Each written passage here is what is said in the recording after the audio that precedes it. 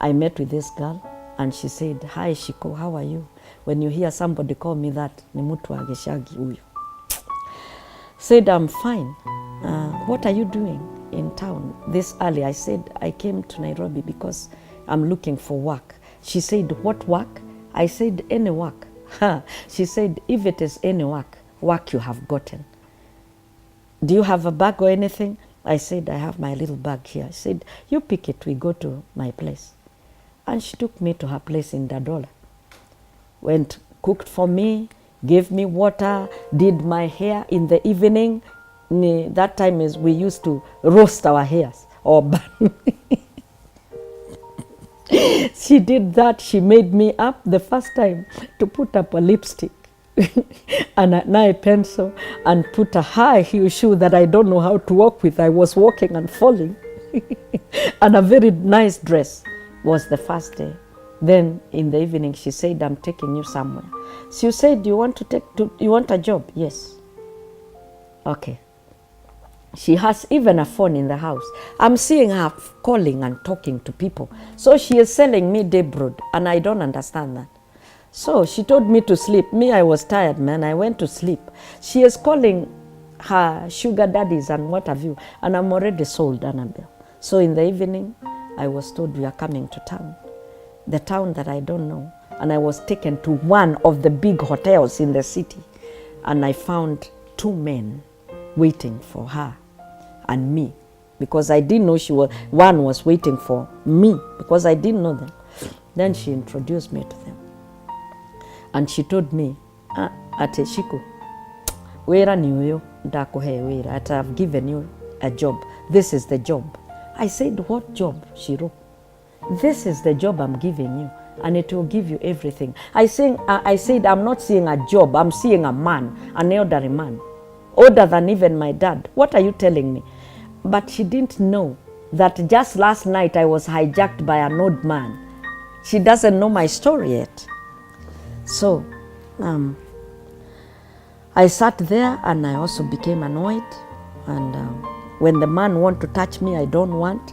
She noticed that, and after a little while she said, "Excuse us, gentlemen, we want to go to the ladies." My goodness sake. I was taken there, was held my ear like this, and I was told, "Do you think that I can feed you, make your hairs, give you a nice dress and a shoe, give you my perfume and my lotion? I give you work to do and you refuse. You think that I'll feed you tomorrow? I'm going to leave you in this town. Then you decide where to go." I don't even know how to go to Dandola. Actually, I don't know where I am in that big hotel. It was my first time. So she said, "When you go back, I want you to sit up as a lady and you pretend that you know this job. And you talk like a gentle woman, not like a Gishagi woman." Hey, okay. And when he asks you, "What do you want?" tell him you want a car, you want a house, you want everything. He's a very rich man. And he wants a woman to keep him company. God, I said, now I'm finished. I am finished, Annabelle. Coming from there to here. Nedathira. Okay, I decided to obey. I went and sat. Because I didn't have anything else to do. I didn't know anything better. So I sat there, and the man touched me. I responded, and he said, "Hi, baby, why were you running away from me? Tell me what you want, baby. What can I do for you?" And we are new. We are not even 1 hour together. I was a parrot. I repeated what I was told to say. I said, "Me, I want a house. I want a car. I want to live well." Said, "Those are the only things I was thinking you are asking things that are made from heaven. But if it is something made by the hands of man, just mention and you'll get it." So he said, "Tomorrow morning, I'm going to meet with you in this hotel. I don't want to mention names.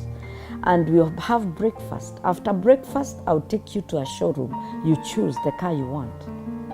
And by 12 that tomorrow, you'll be having your own house, either in Kileleshwa or Hurlingham, where I can find you comfortably." Okay, sir. So we left that night. We went back home. Early in the morning, before 7, he was calling that girl. Is Annabelle awake? Said, yes, I was given the phone. Hello, honey. Are you ready for breakfast? Because I have my tutor there. I said, yes, sir. So she was told to bring me to town. We met for breakfast. After that, I was taken to be bought a pujo. Like this, kutolewa karatasi. By 3 o'clock, I was in my home, gated home, 1 acre plot. He had bought those big dobber dogs, big ones, and a watchman and workers were in that home. What else do you want to hear? Because there is too much to tell you. From there, came to realize that that man was a diabetic man and he wanted company of a woman, but not a woman. Do you know what I mean? Yes. So he told me, you can have all the fun you want, but don't bring any man in this home. When I'm here, you are mine. Okay, understood. The same girl took me to Koinange Street. You are asking me now. That is where we are coming. Because the man who has befriended me is a businessman. Most of the times, he is not in this country. He is doing business, big businesses outside. He comes once in a while. He's like a tourist in my life. So she held my hand and truly taught me prostitution. And the prostitution I was taught, not because I was lacking anything, because when I was 23 years old, I had over a million shillings in the bank. So it is a demon. A door was opened when I was only 2 years. And that same spirit followed me until when Jesus came into my life. In Koinange Street, I have done everything that you can imagine. And fully into drugs, dealing drugs, taking drugs, injecting my life every day. And in that club in Koinange Street, I don't know if it is there any longer.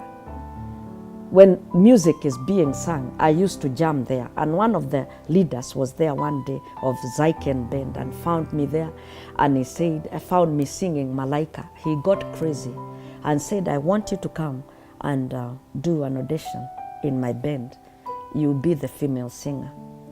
I said, I'll come and sing, but not for money, because you cannot pay me. I have all the money I want. I don't need to sing to get money. I can sing for fun. So in that club, I went to sing. And I sang there, and there I met a white man. A white man met me, heard me singing, and he fell in love with Annabelle. And he came close to me. We started talking. Remember, the old man is still in my life. But coincidentally, the man was a friend of the other one. He had come for a holiday here. He was actually not a friend, a business partner. And I don't know. You see how the devil can really... Are you hearing my story? So this man, the white man, has fallen in love with me. Annabelle also has committed her life to somebody else. One day, the other one is here and tell me to meet him in a certain hotel, and I find them together.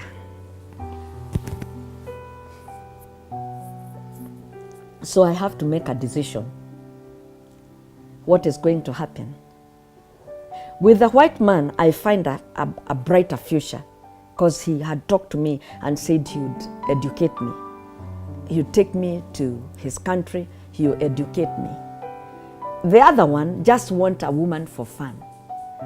And this time I had started thinking about my life and my daughter. Even though I was still in that dirty life, I was thinking about my life and my child. And I wanted education more than anything else. So when this one mentioned about education, my heart went for that. I decided I'll leave the old man with his house, with his what, and I'll go to study.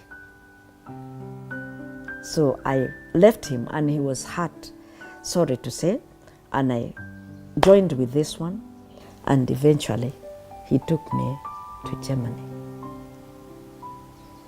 That's where I went to study about, I'm a visual artist.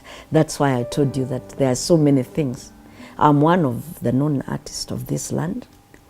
If you want to do your research, you can go to the Kenya National Museum, go to Red Hill Art Gallery, and to other galleries, also other places in the world. I'm a visual artist and a singer too. So that's where I went to sharpen my artistic giftings that I have. That's how my life is. Then I came back to Mombasa. We agreed that we are going to buy a plot or land in Mombasa with a white man, and the land was bought in my name, 8 acres of beach plot. And we developed 1 whole acre. She's a witness, she will talk about that. A big cottage. Upstairs, we could rent an apartment for 30,000 per month, because I left it for renting, the tourism and what have you. And I had businesses along Diani Beach. I had art galleries, an art gallery and boutiques, a chain of them. So that's my life, because I can't give you too much. I have too much to tell you. In Mombasa, I met the Lord. I met the Lord one day, and I gave my life to Jesus. That is where my problems began, because the white man said he cannot share his woman with another man, referring to Jesus. And I was given an ultimatum to say whom I want. If it is Jesus, he must walk out of my life. And if it is him, Jesus must walk out of my life. I choose whom I want. So I chose the Lord.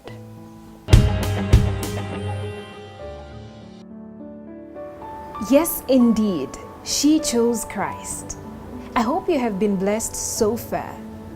The Lord literally picking up someone from the miry clay and setting her feet upon a rock. That has been part 1 of Annabelle's story. Please join us next week, same time, for part 2 of her testimony. I have been your host, Sharon Itore.